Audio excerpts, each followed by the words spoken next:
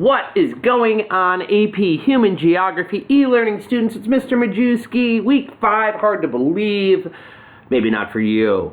I gotta tell you, we're moving on to a new unit though, our first unit after Unit 1, which can be a little slow at times.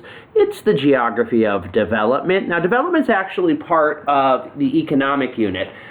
We move this section up, so we do this next for a couple of weeks, this topic, and then we move on to population migration. So if this feels like we're going to go pretty fast the next couple of weeks to get through this material, it is.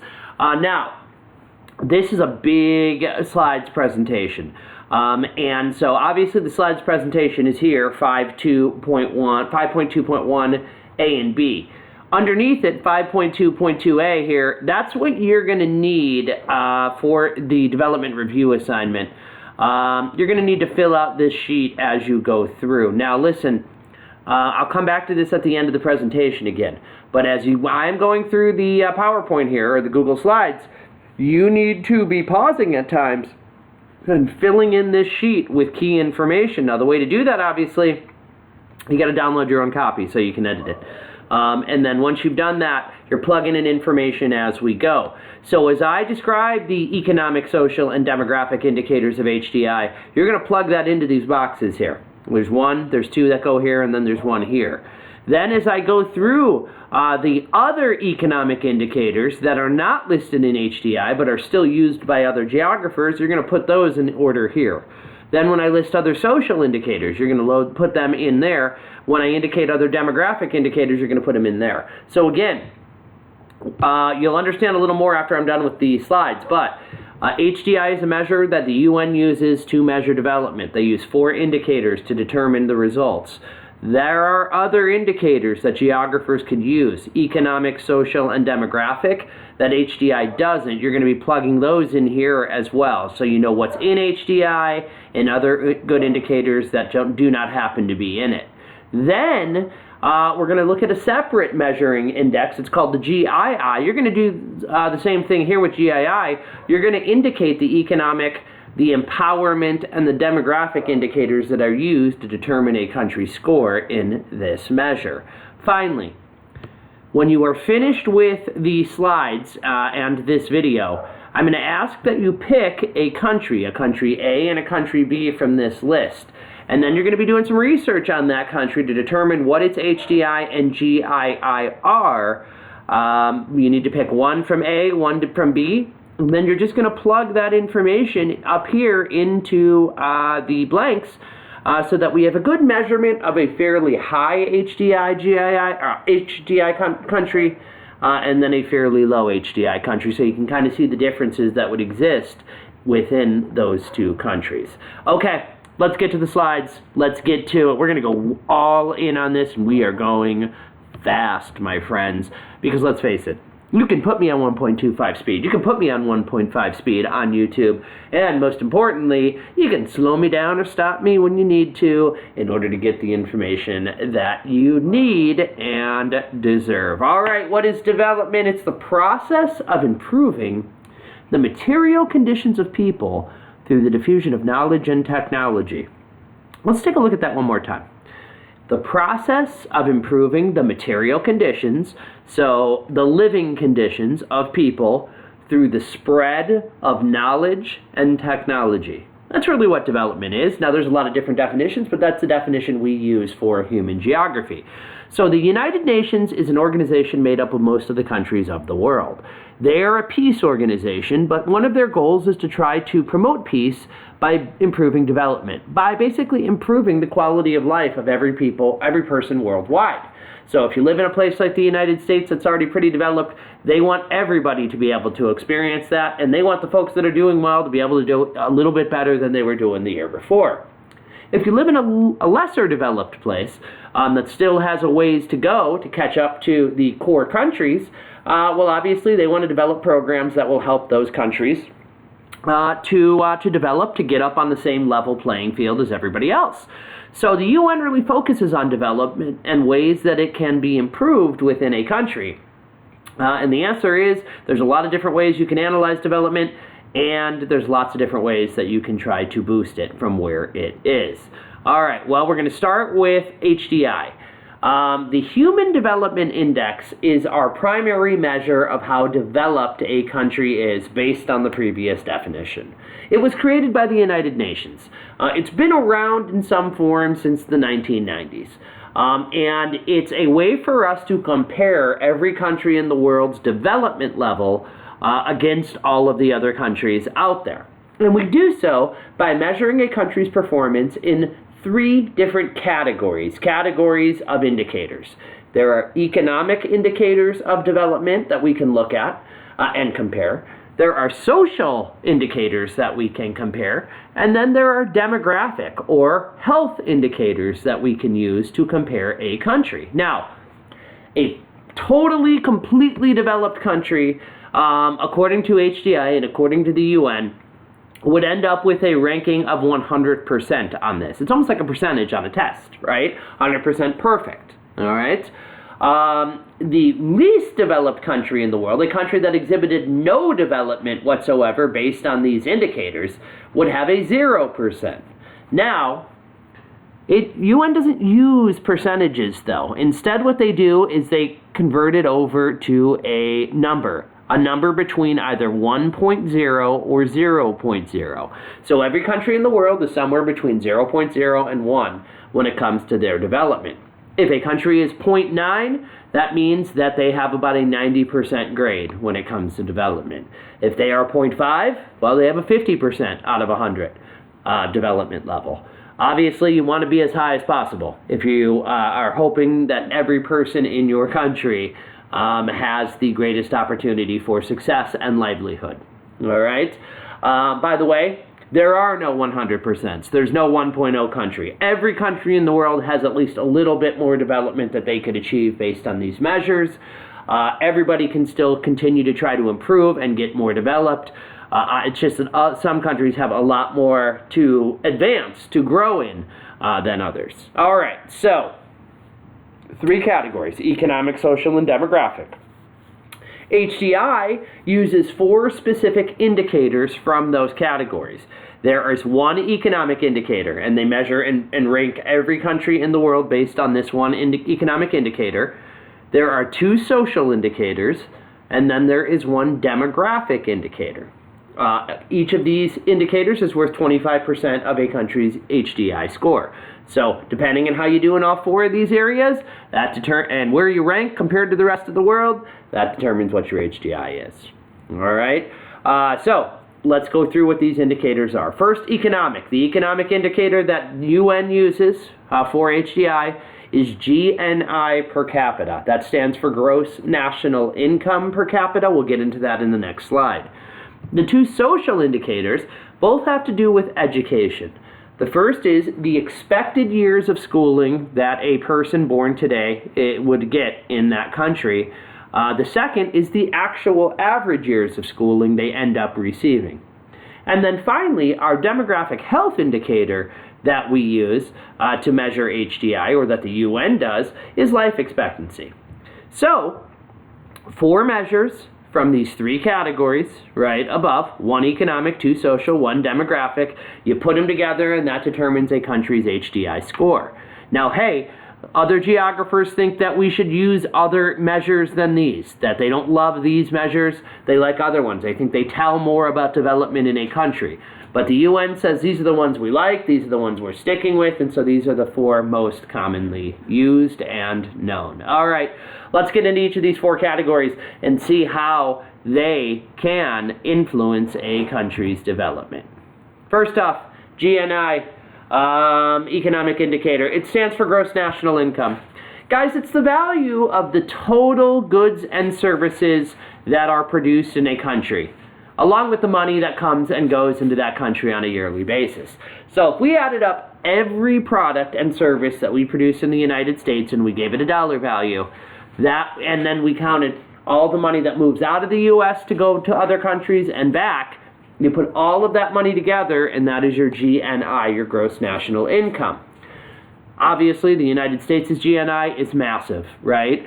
Even the smallest countries in the world usually have GNIs that are in the millions or hundreds of millions of dollars per year. The problem with HDI and GNI per capita is, in GNI, is that it's hard to compare countries just based on GNI. So what we do is we like to take the GNI of a country and then divide it by its population. Then that gives you a number that kind of roughly equates to about how much the average person in that country is worth or makes in a given year. Now, this is a very inexact measure. It's a total average here. But it kind of gives you an average amount that a typical person would be expected to make in 1 year in that particular country. So first, let's take a look at these awesome choropleth maps. HDI map on the left, right? Darker countries, obviously, higher HDIs. So 0.9 and above are the dark red. So the United States, Canada, most of Western Europe, almost all of Western Europe, in fact. Oceania and Japan are your 0.9 or higher countries. So they're your most developed countries around the world. All right? Now, consequently, let's look at the countries that are below 0.5. That means they're, got a lot of ways to go. They're in the lower end of the development spectrum. A lot of countries in sub-Saharan Africa, right? You see those light colors there? That indicates those places lag behind when it comes to development in that place. Well, let's take a look at GNI per capita as well, right? This is a measure of our wealth. Do you notice how similar it is, right? The places that tend to have higher GNI per capita, right? North America, Canada, and the United States. Europe, most of the same countries that are shaded over here, dark red, are also shaded red here. We've got Oceania down here, and we've got Japan. So again, you see a lot of parallels there, a lot of overlap. And that's the reason why GNI per capita is chosen by the UN, because they think this measure tells you more about the economic development of a place than the other options that are out there. So, like I mentioned, the GNI, if we just compare them, are going to be just massively wide numbers. Like the US's GNI per capita, or GNI is going to be like in the trillions and trillions and trillions of dollars. Whereas it's sometimes hard to compare trillions against millions or hundreds of millions, right? So what we do is, to make it easier for geographers to compare, we take the GNI of a country and then we divide it by the population. And again, it gives us kind of a rough estimate of how much average wealth an individual generates each year. And this makes it a lot easier for us to compare from one country to another. The average GNI per capita in an MDC in a developed country is around $34,000, and a lot of them it's higher than that. The average GNI per capita in an LDC is only $7,000 per year.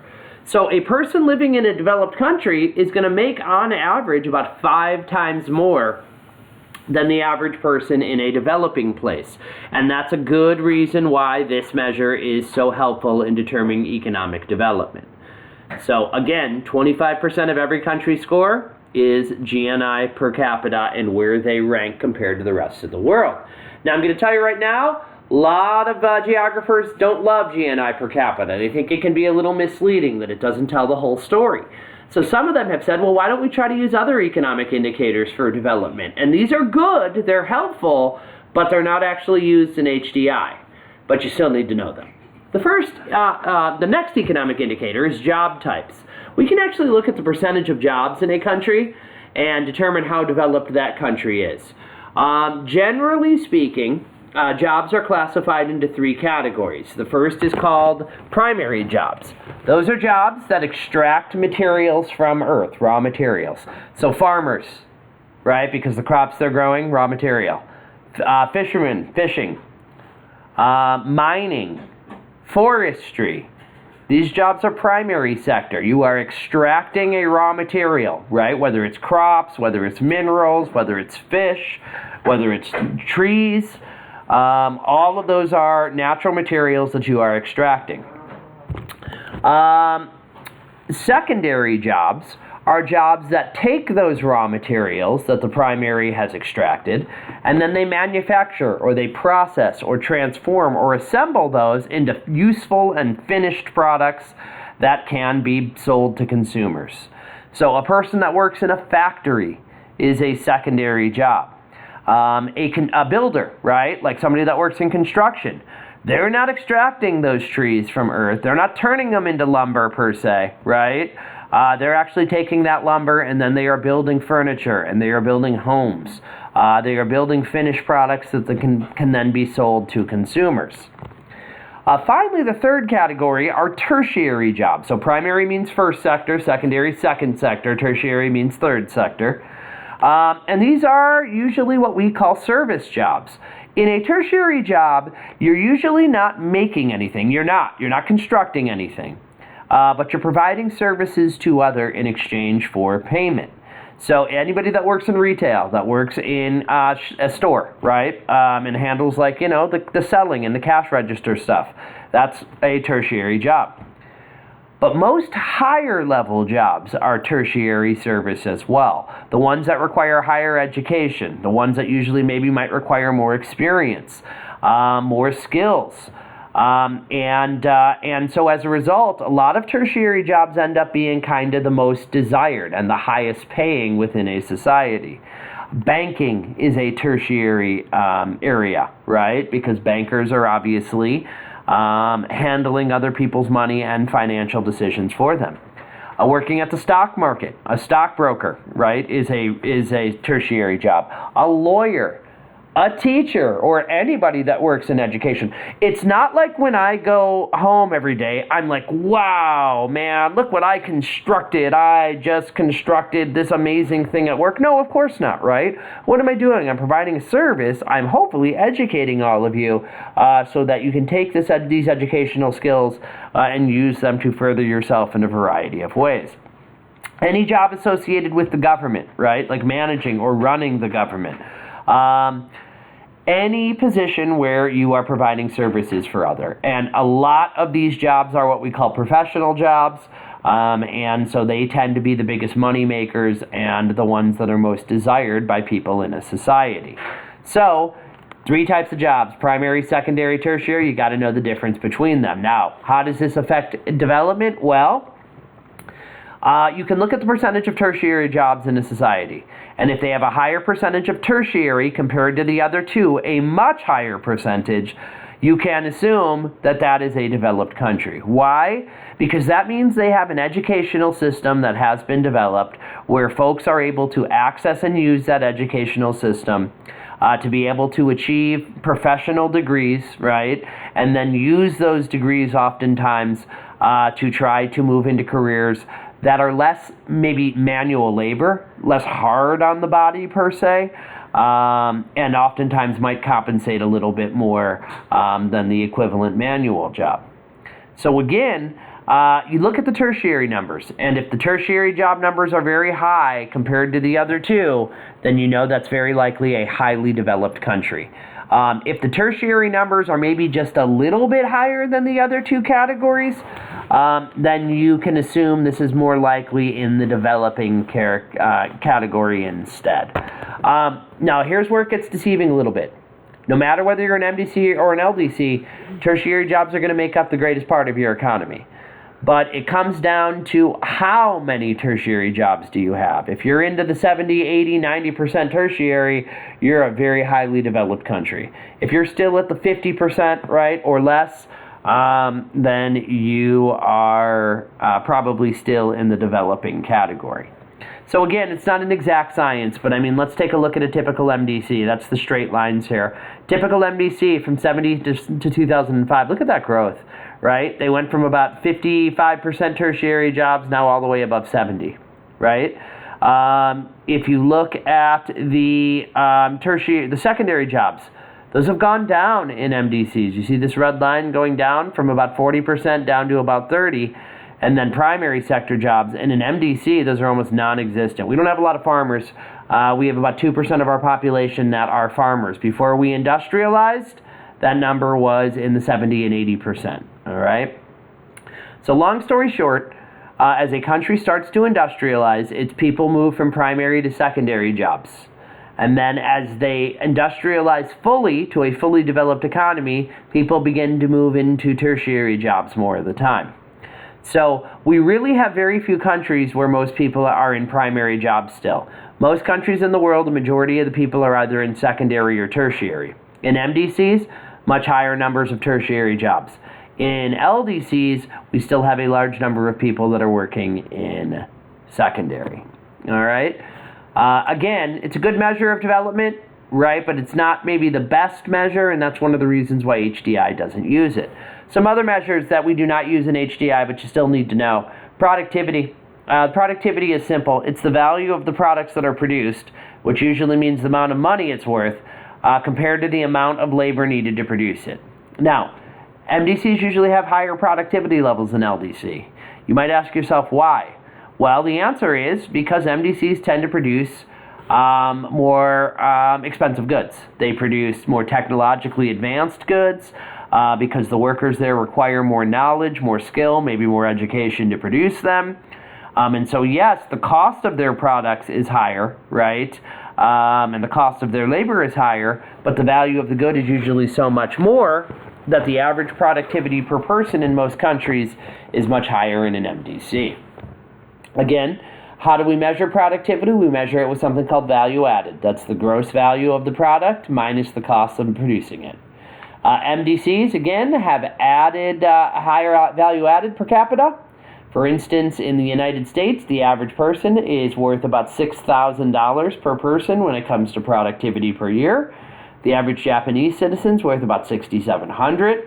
Meanwhile, in China, the average person's productivity is about $800 per year, and in India, it's as little as $100.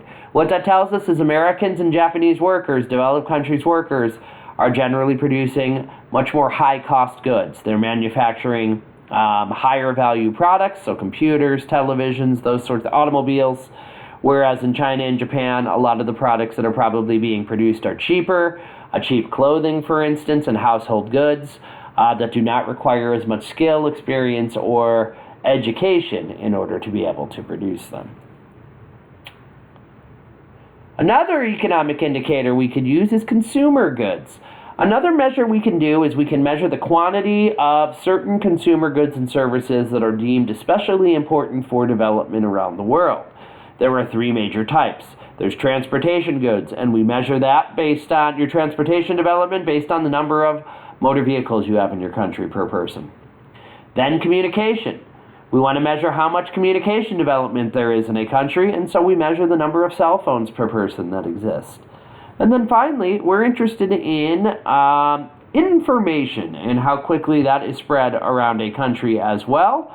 And so for that, we use televisions, and we measure the number of televisions that are out there per person as well.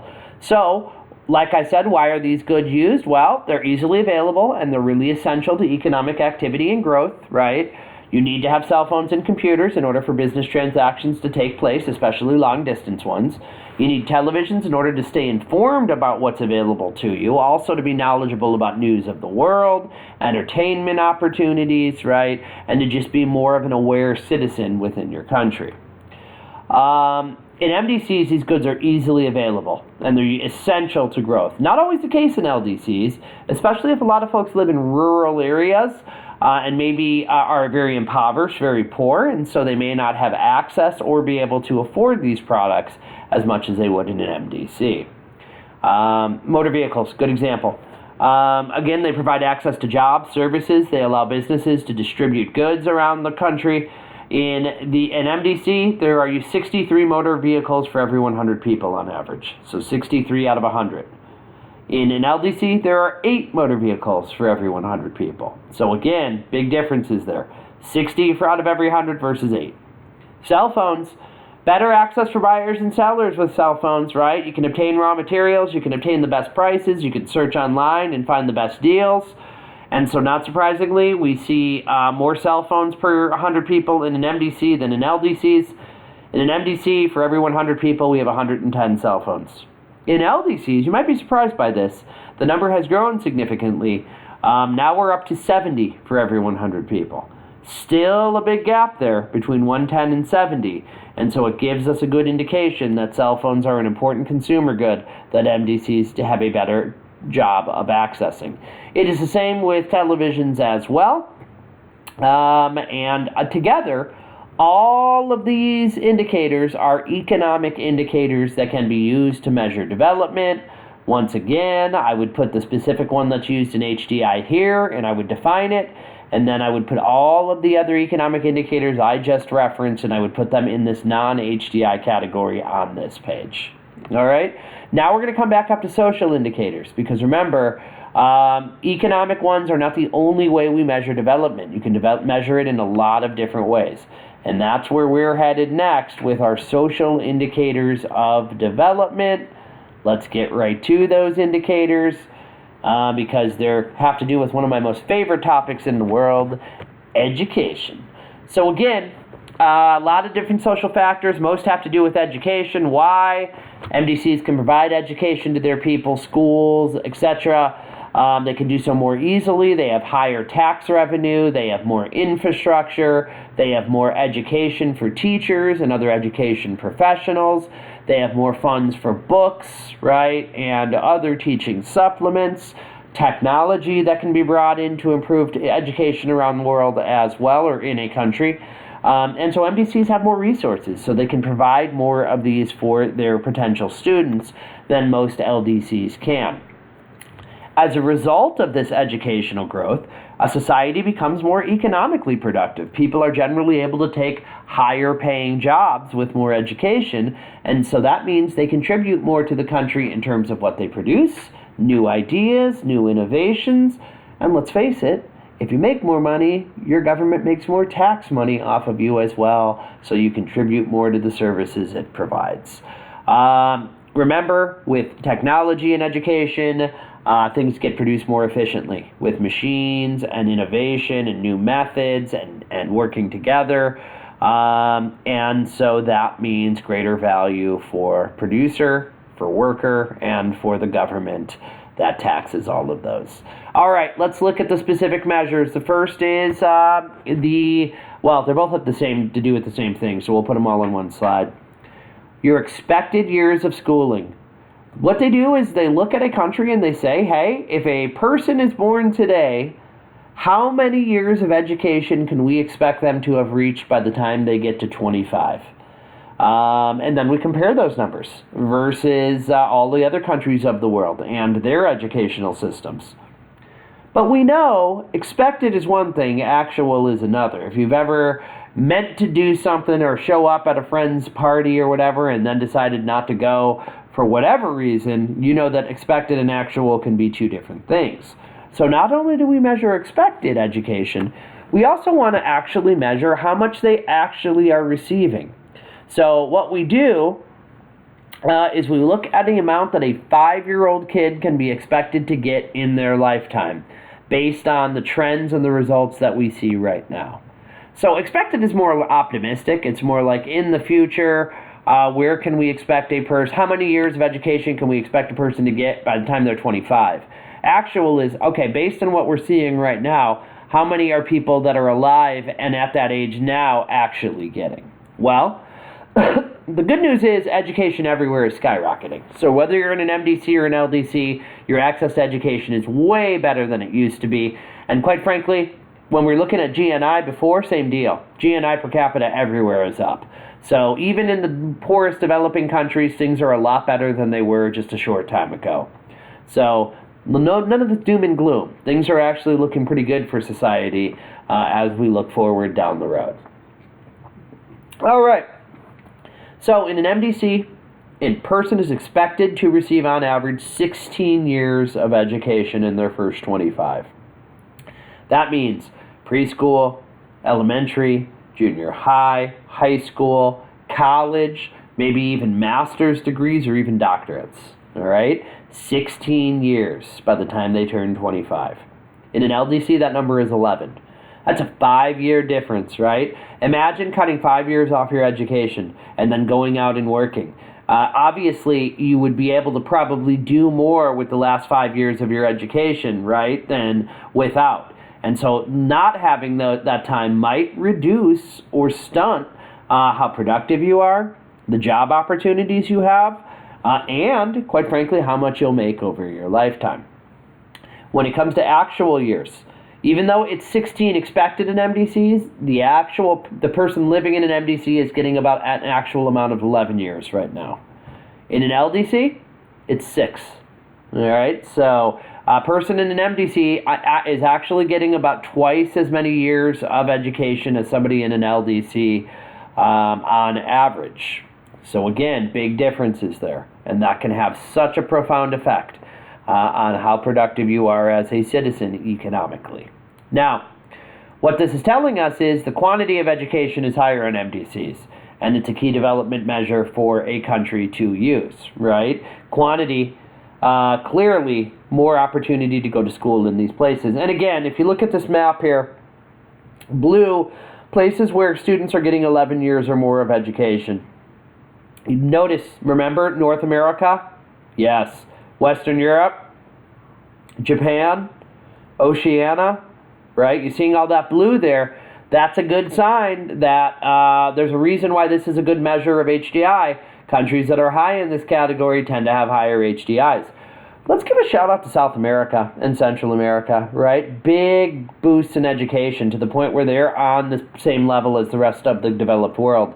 Even Southern Africa and parts like Egypt and Libya have traditionally had high levels of education as well. So again, a lot of patterns with our HDI map, but there are some places that are definitely, even though they might be considered less developed, are very high in this category. Now, other social factors we could use, but HDI chooses not to. Well, another good one measures the quality of education. Not the quantity, but the quality. And one of the ways we do that is with literacy rate. Literacy rate is the percentage of a population that can read or write at a functional level. In MDCs, this number is usually around 99%. So 99 out of every 100 citizens is literate, right? Knows basic reading and writing. This is because MDCs, a lot of places in MDCs, most MDCs require students to go to school. You're not exempt from it. You have to go. It's mandatory.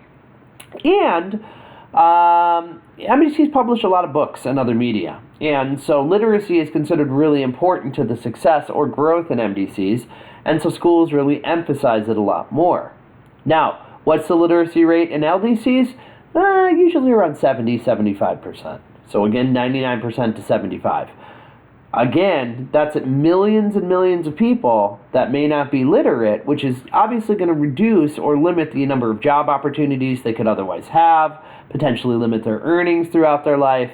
And so again, even though it is not used in HDI, literacy rate is still an important measure of education. It's an important social factor that we use. Another one is student-teacher ratio. Generally what we find, smaller class sizes, better for students, better for education. Teachers can focus more on individual students, they can provide more assistance, they can connect with them more directly. So we prefer smaller class sizes. And MDCs tend to have smaller class sizes than developing countries do. MDCs, especially in kindergarten and the early grades, class sizes are oftentimes 16 or fewer per teacher. Meanwhile, in an LDC, that number could go up as high as 26. In high schools, the numbers are not that low, right? That's part of the reason why we have larger class sizes in high school. But if you compared us to high schools in developing world, in the developing countries, we would still have lower numbers than they do, although it may not feel like it sometimes.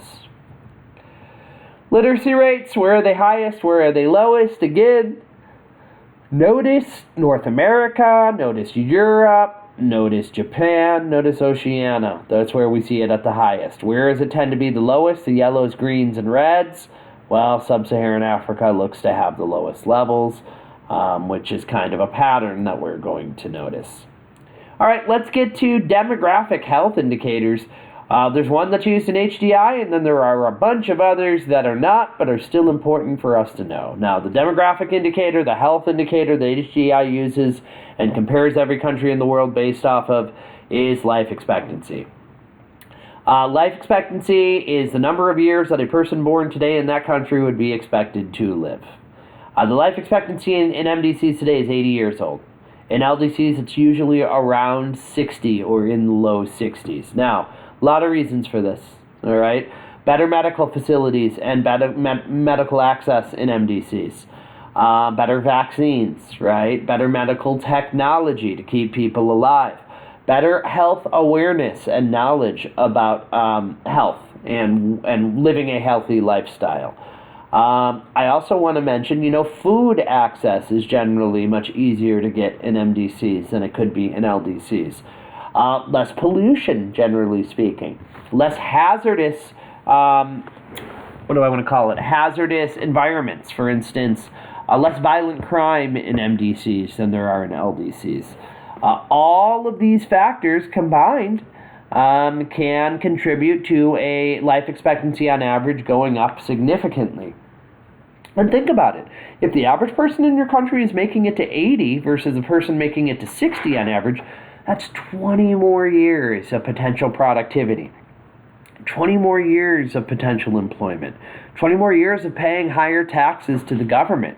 And so all of that is going to boost the development of the place in which you live. Forget about also being there to meet your grandkids, right, or your great-grandkids, and building those connections with them, and building up the social, emotional development of children and family members.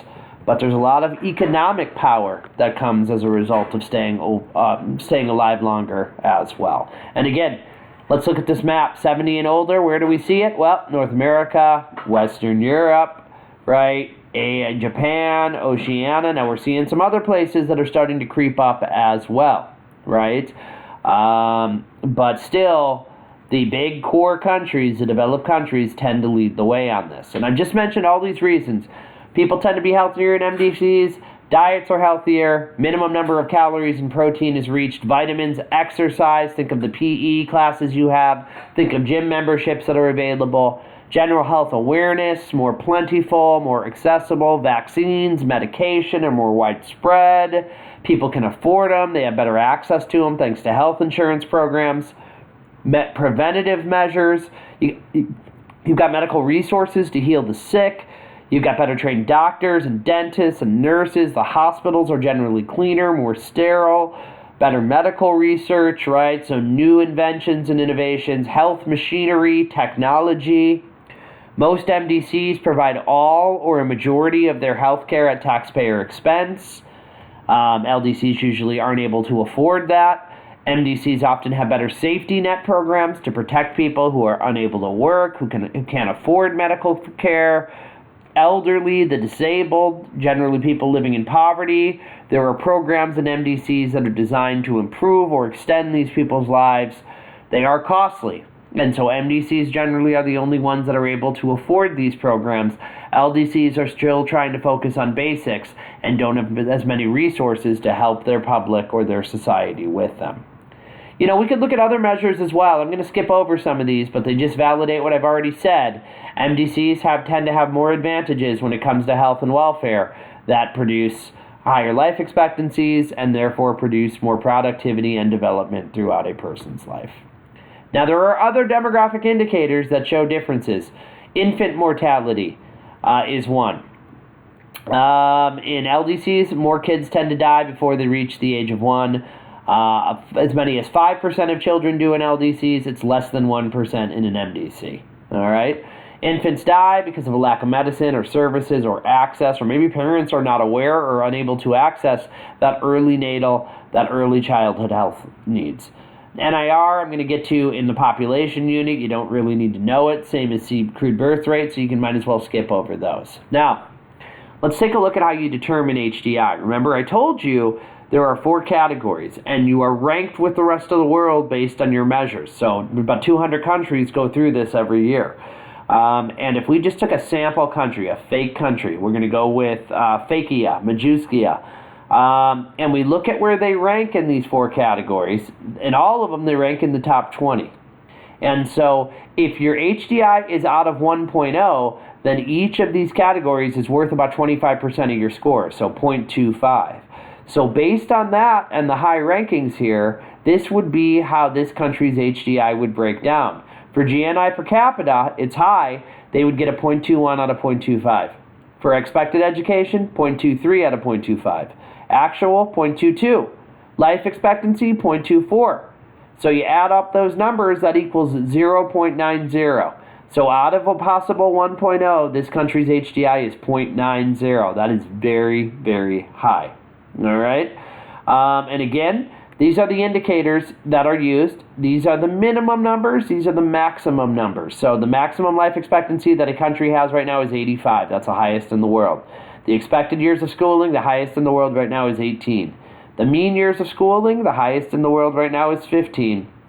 And then the average GNI per capita is about the highest GNI per capita in a country is about $75,000 per person. So again, based on those measures, these are the highest, right? These would be the 0.25 out of 0.25 scores. A country's HDI is measured through that. All right, so now you're wondering, okay, countries of the world can be measured. We're going to be looking at some countries' rankings, right? You're going to compare two of them, for instance, as part of your activities this week. So, how about regions of the world? Are there some regions that are more developed than others? And the answer is yes. There are two regions and two smaller areas that are considered developed today. The rest of the world is considered developing. The two regions are North America and Europe. They are fully developed regions, which means that every country in those regions is in the developed area. And then Japan and then Oceania, which is Australia and New Zealand, are also in that category as well. All right.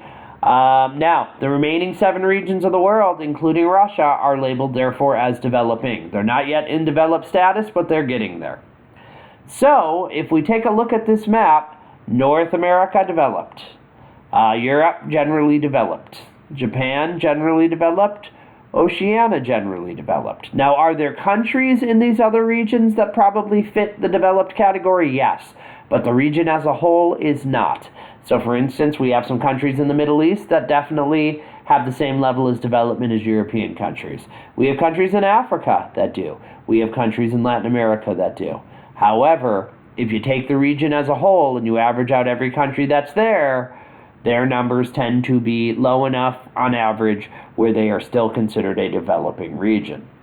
What's interesting here, folks, is that you could actually kind of draw a line on the map.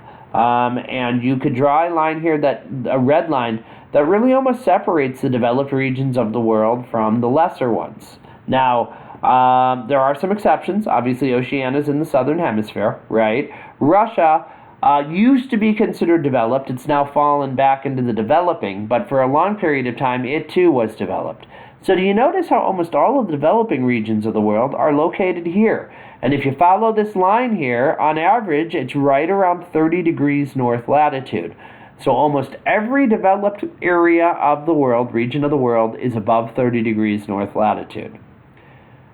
That means most of the northern areas on the map tend to be more developed. Now, obviously, Oceania is way down south, so they're an exception. Alrighty? We call this line the North-South Split. It's a line that runs roughly at 30 degrees north latitude, and it divides most of the MDC and the LDC regions of the world.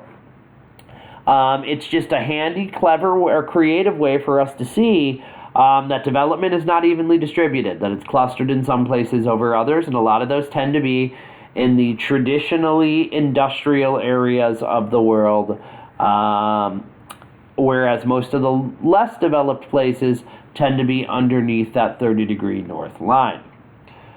This line also has a second name. It's not just known as the North-South Split.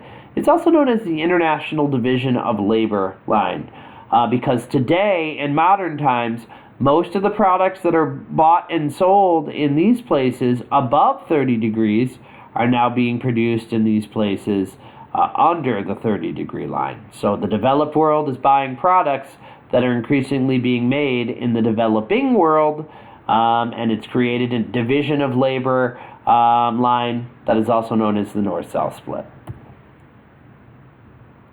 For more developed regions of the world, Oceania is the highest of them all with 0.93, followed by North America, 0.91. And by the way, North America only for these per development includes Canada and the United States. Mexico is lumped in with Latin America. Japan is at 0.90. They used to be higher, but they have slumped a little bit over the last 10 years. Europe is 0.87, but Western Europe and Northern Europe are all above 0.9. Eastern and Southern tend to be in the 0.8 areas. And so there are gaps between Western and Eastern Europe. Western is much more developed. And Northern and Southern Europe, so Northern is much more developed than Southern. So the most developed European countries tend to be in the northwestern part of the continent. France, Germany, Netherlands, Iceland, Great Britain. Whereas the countries in Europe that are the least developed tend to be located in the southeastern section. Places like Greece, all right? Places like Bulgaria. Places like Moldova and Hungary, all right? Probably European locations you're not as familiar with. Again, HDI is high in all of these places. These are the areas that are the most developed in the world. That, of course, means we have some places that are not that. But even though these are developing, even though these are less developed, all of these are growing at an enormous rate, much faster than our more developed regions. So the gap is being narrowed. It's being widened. It's being limited as we speak. And your developing regions, well, Russia, 0.76. So you'll see the dividing line is about a 0.8. Everything above is developed. Everything below is developing. Latin America, 0.74. But there are big gaps there. Brazil, Argentina, Chile, ABC as they're known, all high development, above 0.8. But some of those other countries, a little bit lower, and that's what drags the average down to a 0.74. East Asia, that includes China and South Korea. It includes the Philippines. They have a 0.68 development number. Again, big gaps. China and South Korea generally tend to be higher. The rest of East Asia, not as much. Also, in China, you'll see places along the coast are generally more developed than the rest of the country. Then it's Central Asia, 0.65. That's like a lot of countries that end in stan. So like Kazakhstan, Uzbekistan, Afghanistan. They have some oil there. That helps to explain part of their HDI score. Southeast Asia, that includes countries like Vietnam and Laos and Cambodia. And they're at 0.65. Again, a lot of low-cost labor there. Low-wage labor making low-cost goods. A lot like in East Asia. Southwest Asia, North Africa, well, that's oil territory. All right, so that's what we call the Middle East and North Africa. Some countries have tons of oil and have become very wealthy, like Saudi Arabia and Kuwait, whereas others have no oil at all, and so they still struggle in a very big way, so we have huge gaps in development from country to country. Then we get to our two lowest areas, South Asia. South Asia includes India, Bangladesh, and Pakistan. It also includes the island of Sri Lanka. And these countries have a 0.54 average HDI, so it is quite low. It's almost half of what we see in places like North America. And then the lowest is Sub-Saharan Africa. Their HDI is 0.46, so 0.46 out of 1. And again, these numbers are half of what we see in the most developed places around the world. So this is clearly the area where we need to see the most developmental improvement. I will say this is also the area where the improvement is happening the fastest already. So these numbers are getting better by the year, and the gap is being narrowed between the most developed and the least developed places around the world. Even in Sub-Saharan Africa, I want you to know, there are some countries that look like the United States in terms of development. South Africa, Mauritius are good examples. They are up in the 0.8s and 0.9s. All right, so don't be deceived. There are still some highly developed countries in every one of these regions. It's just on average, down towards the bottom, countries tend to have lower overall results. Now, variations in a country, okay, well, it's important to remember there are tremendous variations in a country. Even in one country, we give it one average for HDI, but that doesn't tell the whole story because some regions of the country might be way more developed than others, right? So we may see a variety in a region, right? For instance, South Africa is much more developed than the rest of Sub-Saharan Africa. Or we actually might see developmental differences, variation inside of a country itself. Brazil, for instance, has a lot of wealth in the south and along the coastline, right? So those darker areas is where most of the wealth is and development is located. Meanwhile, up in the rainforest areas and further inland, you don't see nearly as much development there, so those would be kind of poor, less advantaged regions of the country. Look at China.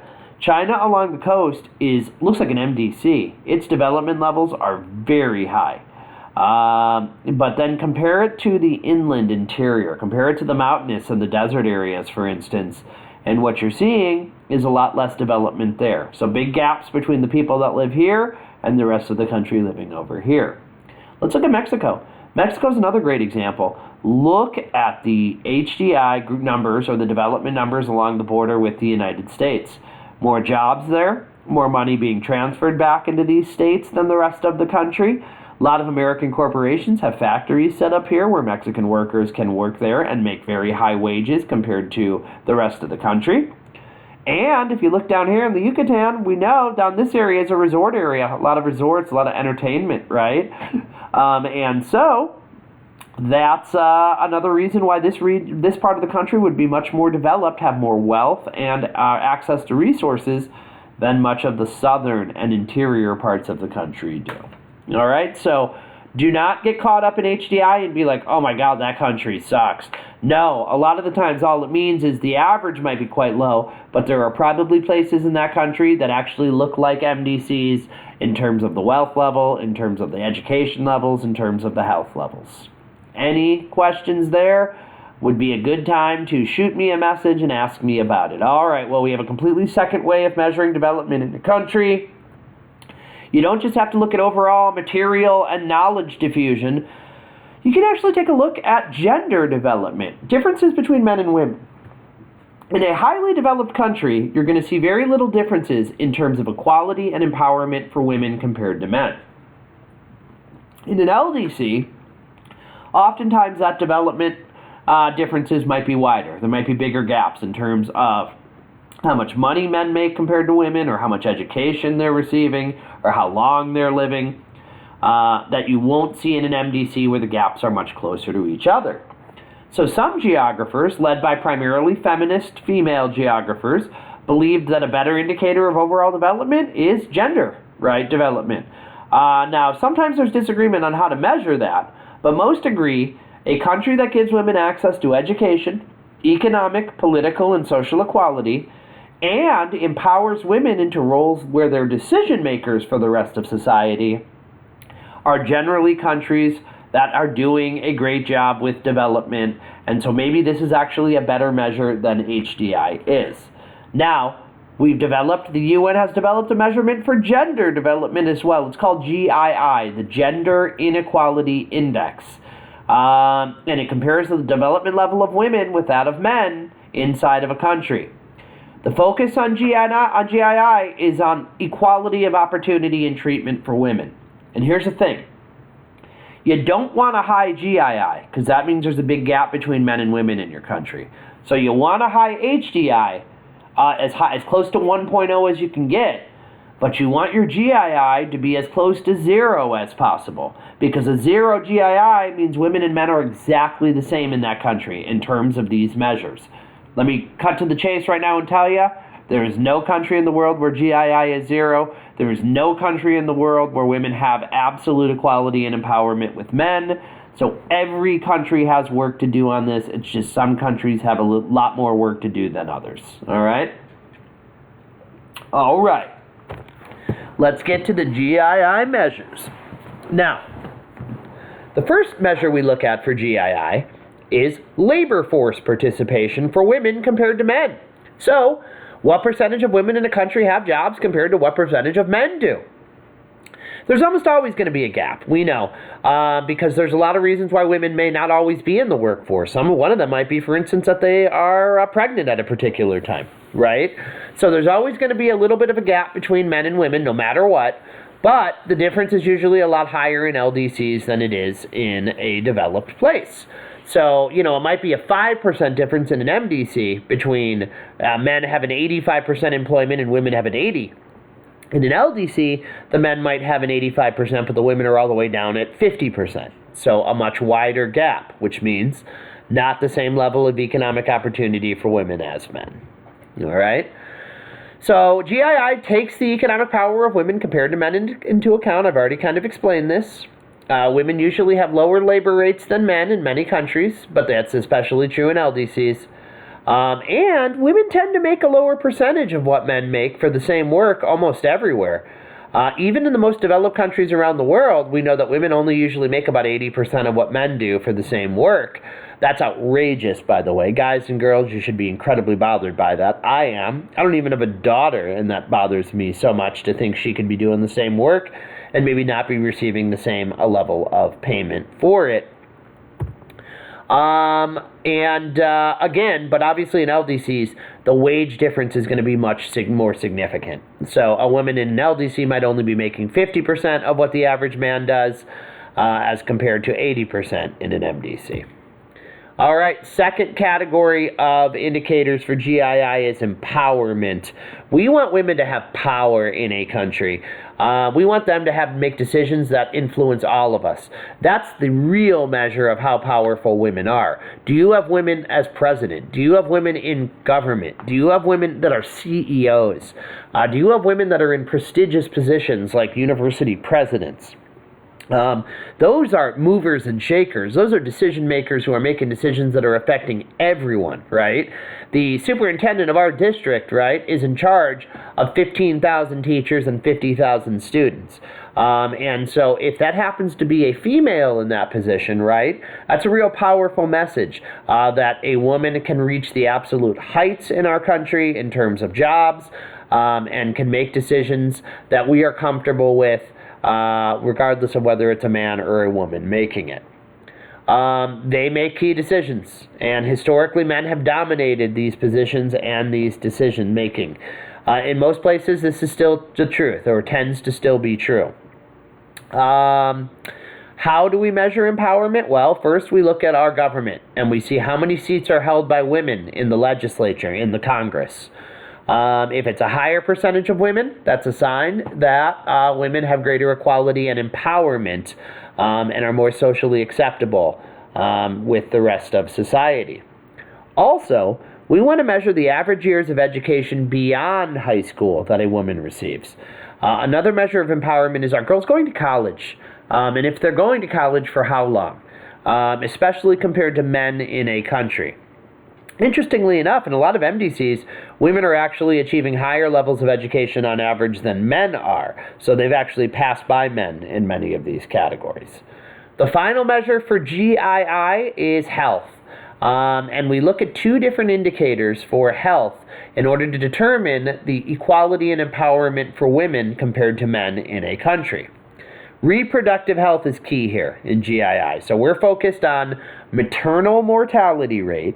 That's the number of women that die during childbirth for every 100,000 people born.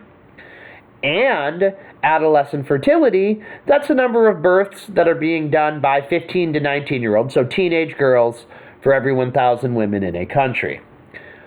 Well, these are good measures because what we find is in countries that do not have a lot of gender equality, childbirth and the birthing process is generally much more hazardous, much more risky. That country, for whatever reason, does not invest resources in maternal health as much as they might for other areas. The second reason is because, well, we know adolescent fertility can be really hazardous when teenagers are having kids themselves. That opens up a lot of different health risks and health factors that we don't see as common in older women. Another reason is if a girl does not have education and other job opportunities, it's much more likely that she will start having kids at an earlier age. And this means that may kind of indicate when they have children at younger ages that maybe they've had less opportunity throughout their lives on average compared to women in other places. Now, developed countries, the maternal mortality rate is about 15 women for every 100,000 births, so it's almost nothing. In an LDC, it's 140 women that do not make it through childbirth. So a big difference there, right? Almost a 10 times difference. And then when we're looking at adolescent fertility rate, about 20 births are done by teenagers for every 1,000 women, whereas in LDCs that number is 60, so it's about 3 times the difference. So you can see just by looking at these numbers, they could be good measures of how much equality and empowerment women have in a particular country. Last thing, In MDCs, females expected to live 5 to 6 years longer than a male. In an LDC, it's only 1 to 2 years longer. So women outlive men for a number of reasons, but in MDCs, they tend to outlive them by a much larger number, right? 5 years as opposed to 1 year. Women have lower life expectancies in LDCs because of childbirth. It's so hazardous. And, in poor countries, you have more kids in your lifetime, poorer medical conditions, and so that issue can multiply over time and result in women not making it through some of those pregnancies. Also, women are often last to receive preventative medical care. And the preference, especially in many LDCs, is for boys and men to maybe get the care first. Girls and women are provided less. This has a lot to do with the fact that there's a belief males can make more money throughout their life to support the family. So if a person needs to be kept healthy, oftentimes the stereotype is that it ought to be the male. I'm going to stop it there. That's going to be the last slide that I covered today. This was a long lecture for you today. Mr. M signing out. Hours and